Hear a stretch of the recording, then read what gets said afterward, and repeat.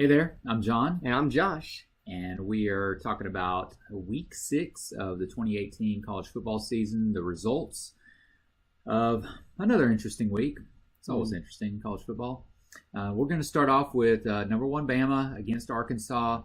It was 65-31. Obviously, Bama's got a pretty strong offense. One of the best in the country, for sure. Yeah, it's which is a really strange thing to say about Alabama, that their offense is really good.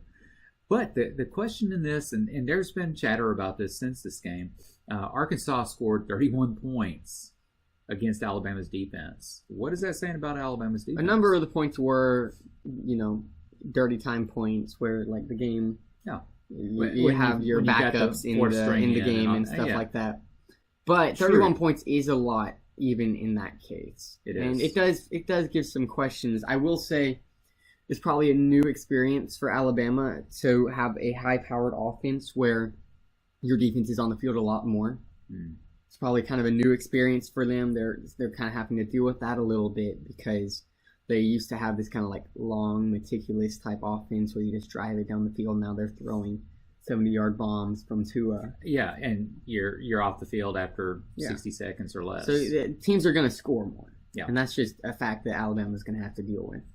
Yeah. Well, but Arkansas. I mean, Arkansas has not done anything so far this year in terms of score. They scored 3 against Auburn, 17 against Texas A&M. So they have not been scoring a lot, and then they put up 31 against Alabama. We'll see, because when it comes down to it, Alabama's defense gets what needs to be done, and we'll see if they do that more later on in the season. Okay. Then a crazy upset, weird world of Pac-10, Pac-12. And Utah, 40 against Stanford, only scoring 23 points. It's really sort of a blowout there. And the Utes, who are the Utes? They've lost to Washington, they've lost to Washington State, and so they haven't done great this year. And then they beat Stanford. I think the Pac-12 is just kind of self-imploding on itself right now, and starting to see a lot of weaknesses, except for 2 teams who are actually playing this coming week. Washington, so I think, So I think Stanford's just overrated, and their weaknesses are starting to be displayed. And they coming into the season, everyone was just hyped because of their, Heisman candidate running back. But Love's he's not impressed me that much so far. I will say he's like the only bright spot for them so far this season. But if you get beat this bad, that's just so many red flags. It's so ugly. We'll see. Yeah, I don't know what to even think about that.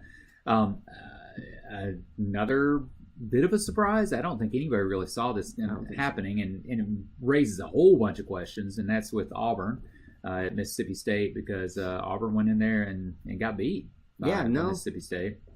I think this comes down to what you said earlier on, and I think Washington's kicking themselves in the butt for losing to Auburn right now. But Stidham's not that good. He's not. He's not. There's nothing about it. He's incredibly inconsistent. Mm-hmm. He's one of those quarterbacks that, and then on the other side, you got to hand it to Fitzgerald. He pulled off 100 yards against Alabama. Yeah, 195. 195 as a quarterback. Okay, granted, this guy, and did you know he broke the SEC record? I didn't know that. Yeah, he broke the SEC record, which was Tim Tebow's record. Going into that. So, that's saying something for a quarterback as far as running yards. So, it's pretty amazing. Now, 195 running yards for a quarterback is ridiculous. That's unreal. Yeah, most running backs are really, really, really happy to get that many. Yeah. So, okay, then Texas and Oklahoma. Wow. What a game. So, I was foolish, and, Bobby made a video, if you didn't see it last week, thinking, when a rivalry comes down to it, whether it's the Iron Bowl or the Red River rivalry in this case, you have to think that the teams are going to come in and just give it their all. Oh, my goodness. I don't think I would go so far as to say that Texas is a better team than Oklahoma. Yeah. But when it comes down to Josh, it, like Texas has arrived. No, they're not back. I still refuse to say it. I don't care what their ranking is. But Like, you saw their weaknesses in the fourth quarter because they almost let Oklahoma come back. Goodness, yeah. 21 straight points in the fourth quarter. Which, by the way, if you're Oklahoma, how sad do you have to feel? Painful. after working that hard. Painful. Anyways, Yes. Texas isn't back. No. Yeah. And But good good for for them. Texas. Good Texas win. made a great final drive down the field. Absolutely. Put the freshman in a place to kick a field goal. Crazy to watch that. It was but fun to watch. They did mention that freshman. I mean, he was like a star in high school. Yeah, no, he didn't miss in high he's a school. phenomenal So yeah, kicker. he's a good kicker. So he was confident coming into that, which is it was good. And then LSU, Florida, another. Is this an upset? Oh, absolutely. It is an upset. Okay. And it was super close. And LSU It was. actually had the opportunity to drive down the field and win the game, but they threw a pick six. That's right. They did. I was watching the game. It was a poor decision. But It like was. all It in was. all, which happens when you're under pressure. I mean, that kind of stuff happens. I think what's starting to happen is we're starting to see a more balanced SEC than we originally thought. I think we thought there were just the powerhouses in the other SEC teams. And I think what we're seeing is either the powerhouses aren't as good as we thought they were, or the SEC as a whole is better than we thought they were. Well, I think the powerhouses, there's chinks in the armor. Yeah. I think that's one of the things we're seeing, maybe outside of Alabama's offense, but we're seeing chinks in armor, and some of the other teams are looking pretty good. Okay, let's move on. So Notre Dame at Virginia Tech. Now, this one I was right, Bobby. Ouch, Virginia I will Tech. say, because he was like, they're This was coming to Virginia painful. Tech's home. Yeah, 45 to 23. That's a wrecking. It is a wrecking. Yeah. And now, granted, okay, Notre Dame, They got something going. they have something. One, they've got a great quarterback in Ian Book. Yeah. He's a very good quarterback. He is doing the job. He looks impressive. But yeah, I mean, they're looking pretty good overall. And that they move up to number 5. They're I think they're at number 5. I think they're at close number to top 5. Yeah, for because sure. LSU went out of at number 5, so I think they would have moved up to number 5. But yeah, I And mean, it is impressive. I know Virginia Tech, has had their ups and downs this season. yeah, some real sure. downs. But it is impressive to come into Virginia Tech and beat them that Yeah, badly. it is. Like, it is impressive. Yeah. Good for them. All right, then, wow. Okay, you know what I'm about to talk about. Yeah, I do. San Diego State and Boise State at Boise State. Yeah, At this home. was a rough home loss. Wow. Yeah. And it came down to 19-13, not yeah. a high scoring game, which is, yeah. Okay, It came down to two things. yeah. It came down to Rippon's inability to throw the long ball, Wow. which is not something I've said this season. Yeah, and I'm telling you, I do not know what it was.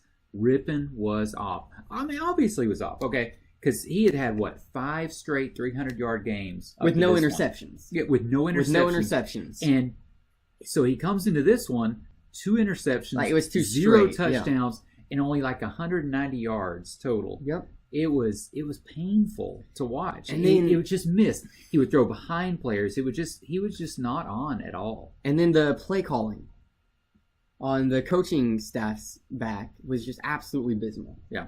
Like, Especially seeing that Rippon was struggling like yeah. that. And so at one point they took Rippon out, which already, Why would you do I don't that? care how Yeah. bad your star quarterback's doing. This is like an incredible quarterback, and he's that good. Don't Yes. take him out for Yeah. a redshirt freshman. That's just Yeah. a poor decision.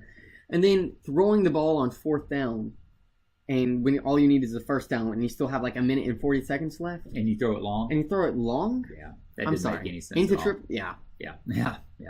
All right, let's put that one to rest. Maryland at Michigan. Is there anything to say about this outside of? No, Michigan. Harbaugh knows how to coach. Yeah. He got them ready. We'll see next week whether Michigan we really can will really see compete, next week. but Yeah. they won that game handily. Yeah. No question. Boston College at North Carolina State. Now this is a fairly interesting one. This was closer than I thought it would be. Okay, it was tighter than I thought it would be too. Ryan Finley- 28-23. Still doing a good job leading his team when Yep. he needs to. Talented quarterback there. NC State, we were talking. Yeah. They're the only team it looks like, unless Virginia Tech somehow makes it into the ACC championship Yeah. game, to compete with Clemson. Yes, and they're in the same conference, same side of the Right. conference, at the Atlantic Conference, with Clemson. Yeah. And so they're at the top of it right now. Those two teams. Yeah, it'll be We'll interesting to see how that one goes forward. Because again, Clemson is questionable this season. They're just not tested because they're in the ACC, and Yeah. the ACC is not doing well at all overall. Yeah, I agree with that. Okay, then we had Iowa State. What is up with Oklahoma State? I really don't know. So Iowa State goes in and beats Oklahoma State 48-42. The thing about it was Iowa State had a third string quarterback, Purdy. He pulls off 318 yards, 4 touchdowns against Oklahoma State. What the heck? What was that?